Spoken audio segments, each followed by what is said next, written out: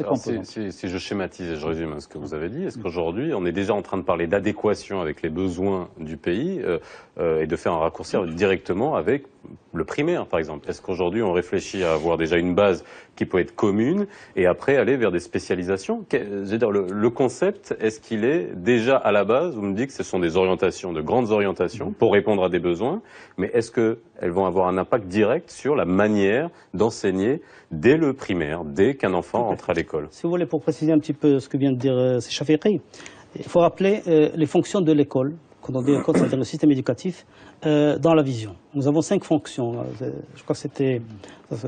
D'abord, il y a l'enseignement, l'apprentissage et le développement culturel. Première fonction importante. Deuxième fonction, la socialisation. Et l'éducation aux valeurs, dont parlait justement c'est Chafiri, les valeurs nationales, les valeurs aussi universelles. Très important. Exprimé dans la Constitution du Maroc.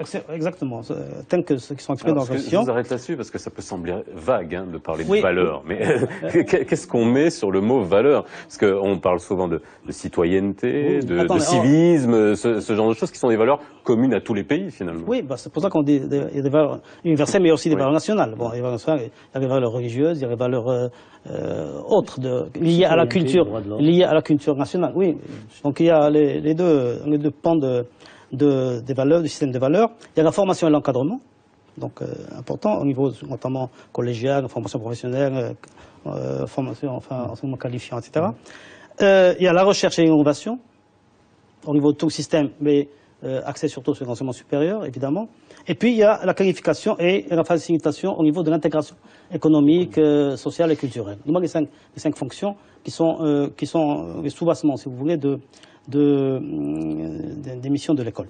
Et puis, il y a les 3 fondements dont vous avez parlé, c'est-à-dire l'équité et l'égalité des chances, très important, un axe important de la vision.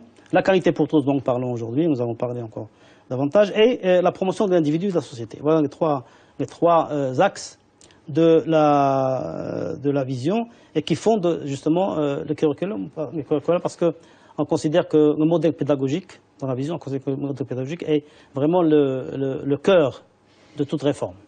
Et c'est ce qui a fait défaut d'ailleurs, relativement par rapport aux autres réformes qu'on a connues, c'est ce qui a fait défaut au niveau des réformes précédentes, au niveau de la mise en œuvre de la charte. Alors Sidri, je vous repose cette question-là, c'est-à-dire que j'ai posé à Chafiri, est-ce qu'il faut vraiment partir de grandes orientations dès le départ pour fixer des orientations à partir du primaire, si on part du commencement? Est-ce que c'est, on va dire, la bonne réflexion à avoir?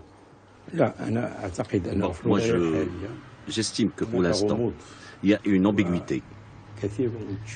Et ce n'est pas clair que ce soit au niveau supérieur. Et au fur et à mesure qu'on descend dans la pratique, on trouve qu'il y a quand même un amalgame. Bon, il y a un manque de clarté dans la vision. Qu'est-ce qu'on veut? La question qu'il faut se poser, qu'est-ce qu'on veut aujourd'hui? Que voulons-nous former comme citoyens marocains? Quels sont les objectifs, les grands objectifs auxquels nous aspirons? Est-ce que nous voulons quelqu'un qui est soumis? Est-ce que nous voulons une personne qui est pacifiste, désespérée, ou on veut quelqu'un de développé, créatif? Il y a à maintes reprises, la politique intervient de manière inadéquate ou inappropriée, c'est-à-dire, du moins, ne serait-ce que